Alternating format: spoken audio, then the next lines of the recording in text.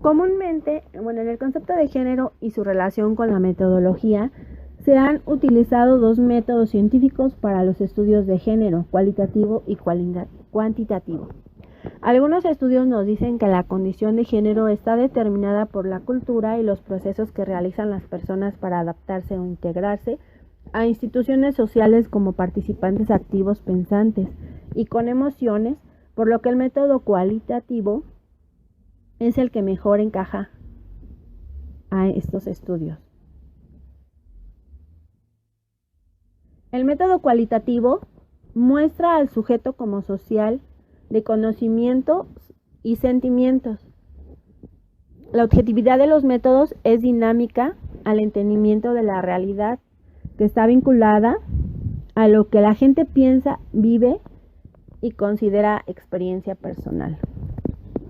En la construcción social de mujeres y hombres, de feminidad y masculinidad, que varía en el tiempo y en el espacio entre las culturas, la idea de género propuesta en los años 70 por feministas que desafiaron la posición secundaria de las mujeres en la sociedad se aleja de la noción de sexo y género y se usa indistintivamente, pero conceptualmente son distintos. Lo ideal y lo que se busca en la igualdad de género, y la igualdad de género es una condición en la que individuos de ambos sexos se desarrollan libremente, es decir, que los individuos de ambos sexos son libres para desarrollar sus capacidades personales y tomar decisiones sin limitaciones, aspiraciones y necesidades. Se tienen en cuenta, se valoran y se favorecen por igual.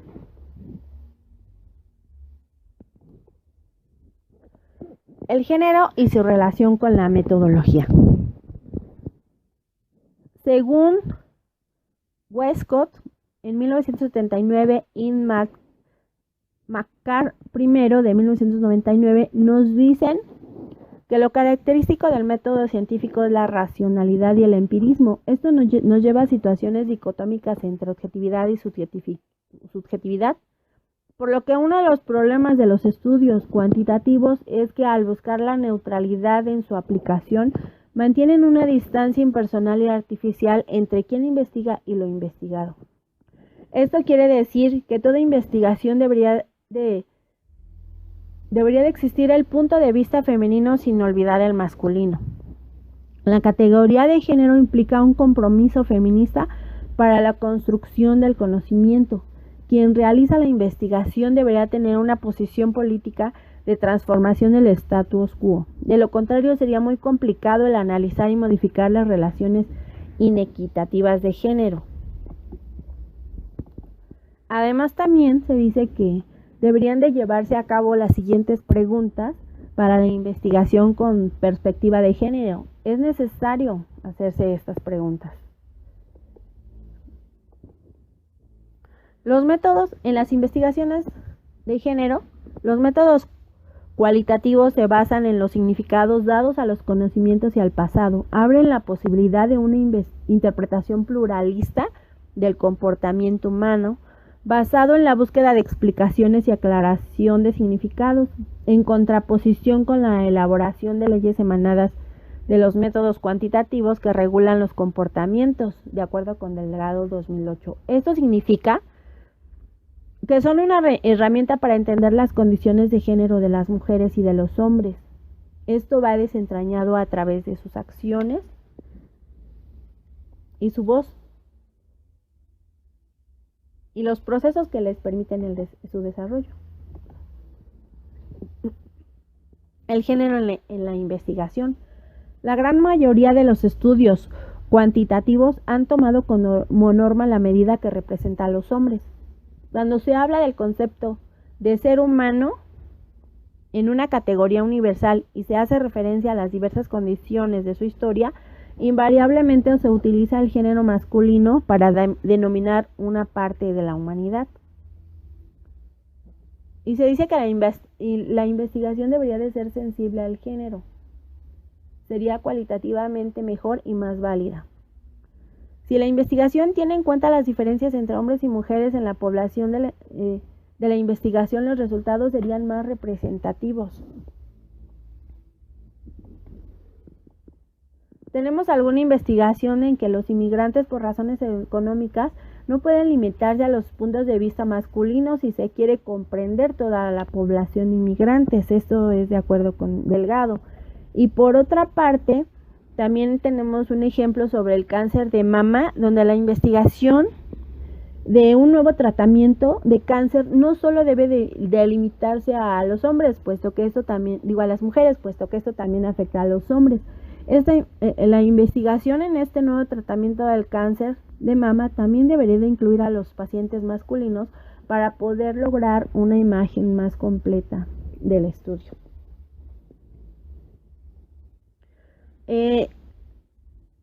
Belaustegui-Goitia y Mingo nos dicen que las leyes de la construcción del conocimiento a partir de la subjetividad masculina han impedido la reestructuración y reconstrucción de la experiencia femenina y su traducción como conocimiento capaz y legalmente en el ámbito sociocultural. Ahora bien, hablaremos del género y conocimiento. Se revisarán 3 periodos correspondientes a las 3 últimas décadas de esta evolución que ha tenido la perspectiva de género en la psicología. Digamos que a comienzos del siglo XXI la perspectiva de género consiguió un reconocimiento generalizado que no solamente se refiere a la psicología, sino que abarca todas las disciplinas curriculares. Deux y Lafrance, al valorar la evolución de estos intereses de investigación, ha dado respuestas a algunas preguntas clave. Por ejemplo, 1. ¿Las mujeres y los hombres son diferentes? 2. ¿La gente piensa que las mujeres y los hombres son diferentes? 3. ¿Es posible que todo sea más complicado de lo que previamente pensó la psicología? Y 4. ¿Puede la psicología, sin el apoyo de otras disciplinas, abordar esta complejidad? Stewart y McDermott clasifican al menos 3 modos diferenciados de utilizar la dimensión de género. 1. Análisis de diferencias entre mujeres y hombres. 2. Análisis de la variedad dentro de cada uno de estos grupos. Y 3. Análisis de las relaciones de poder entre hombres y mujeres. En la década de los 80, la actividad investigadora empezó a dar frutos, materializándose en tesis doctorales, artículos publicados en revistas especializados y también libros. También tenemos que en el año 1983 se dio un claro impacto en el avance de estudios de género, principalmente por 2 acontecimientos. 1. La Ley de Reforma Universitaria y 2. La creación del Instituto de la Mujer. En esta misma época se llevó a cabo un proyecto coordinado por el profesor Fernández, en el que se plantean el género desde 3 perspectivas: la evolutiva, que estaba centrada en los mecanismos de desarrollo de los procesos biológicos; la diferencial, dedicada a revisar los resultados obtenidos por la investigación experimental respecto a diferentes intersexuales en habilidades cognitivas; y por último, la perspectiva social, tomando como referente la hipótesis de la androginia. Tenemos que en los años 90 se produce un periodo de expansión en los estudios de mujeres y de género en España, constituyéndose los primeros institutos de investigación en la Universidad Autónoma de Madrid, en la Universidad Complutense de Madrid y en la Universidad de Valencia. En 1996, y por primera vez en España, se consigue una cátedra en el área de psicología básica con perfil de psicología de género. Ya en los últimos años, los estudios de mujeres y de género en psicología pueden considerarse de máximo interés, como manifiesta el crecimiento exponencial en la publicación de diferentes libros, artículos y números monográficos de revistas especializadas. En conclusión, respecto a este tema, pues ha sido muy notoria la evolución que se ha tenido en cuanto a género en la inmersión en el conocimiento. Género, metodología y psicología. La situación de las mujeres en las instituciones de educación superior a lo largo y ancho del planeta dista mucho de haber llegado a la igualdad. Existen todavía condiciones de desventaja para muchas mujeres, desde el momento de su ingreso como estudiantes hasta los niveles más altos de la carrera académica, pero también en su situación laboral como empleadas que reciben un salario por el desempeño de un conjunto de labores.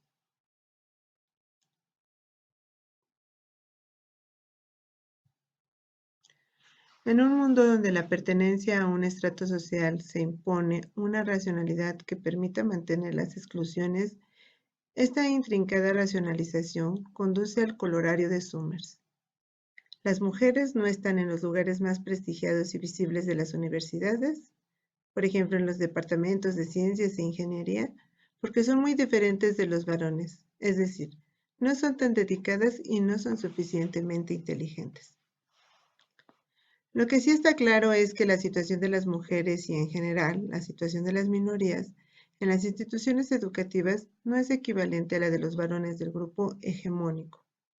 En principio, se puede atribuir a una división natural del trabajo donde las actividades intelectuales pertenecen por derecho propio al género masculino, mientras que las actividades del cuidado en el espacio doméstico corresponden al femenino. La investigación concerniente a diferencias entre hombres y mujeres en capacidades y desempeño cognitivo ha sido utilizada históricamente para mantener a las mujeres en su lugar. Al enfocarse sobre la diferencia, los estudios que tratan el sexo de los participantes como una variable descontextualizada propician una dicotomización de los sexos y fomentan una explicación individual de la conducta a expensas de las explicaciones situacionales socioculturales. Algunas investigaciones. Annie Fausto Sterling revisó la metodología de diversos estudios donde se demostraba la existencia de diferencias entre las aptitudes cognitivas y las habilidades corporales de hombres y mujeres. Entre sus conclusiones está la de que existe muy poca evidencia creíble para sostener la idea de que los hombres y las mujeres tienen habilidades matemáticas verbales diferentes. Un enfoque diferente daría lugar a interpretaciones que permitirían considerar, además del ineludible componente biológico corporal, factores sociales, políticos, económicos y psicológicos en la configuración de los perfiles académicos, ocupacionales, profesionales y estudiantiles. El trabajo de Kaplan, Crawford, Aide y Richardson aplica la técnica estadística del metaanálisis, que es un método cuantitativo para evaluar lo que un corpus importante de informes de investigación tiene que decir en conjunto sobre la existencia y magnitud de las diferencias en el desempeño cognitivo entre hombres y mujeres. El metaanálisis convierte los resultados de una amplia gama de estudios en unidades estándar, que permiten una comparación significativa y toma en cuenta la variabilidad al interior de cada conjunto. Si esta variabilidad se ignora, por ejemplo, cuando se encuentra una media de diferencia de género en desempeño matemático, se puede conducir a los o las lectoras a suponer que la mayoría de las mujeres se desempeña peor que la mayoría de los hombres en pruebas de capacidad matemática, cuando de hecho hay un enorme traslape entre las distribuciones de mujeres y hombres. Los resultados metaanalíticos permiten, por el contrario, apreciar varios fenómenos interesantes. Por ejemplo, respecto a las capacidades cognitivas en general, las diferencias del sexo simplemente no aparecen en muchos estudios, y cuando aparecen se presentan solo en ciertas pruebas o solo a ciertas edades o para integrantes de algunas poblaciones, pero no de otras. Incluso cuando aparecen diferencias de sexo en desempeño matemático, espacial o verbal, son muy pequeñas y dan cuenta de un mínimo porcentaje de la varianza. Diferencias aparentes entre hombres y mujeres en dominios significativos tales como el lenguaje, las matemáticas o el pensamiento espacial no se manifiestan a menudo hasta la adolescencia y la edad adulta temporal e incluso entonces a menudo no se manifiestan de manera consistente o confiable. Hay evidencia de variación entre culturas en la magnitud de diferencias de desempeño entre mujeres y hombres. Dentro de la actitud natural, el género existe como una cualidad independiente de cualquier ejemplo particular de masculinidad o feminidad.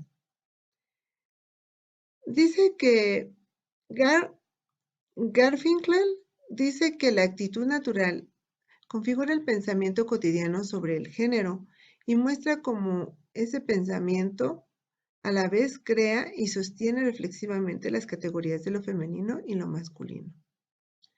Esta actitud también puede identificarse como esquemas de género, definidos como hipótesis no conscientes sobre las diferencias del sexo que guían las percepciones y conductas de la gente y conducen a que tanto los hombres como las mujeres sobreestimen a los hombres y subestimen a las mujeres.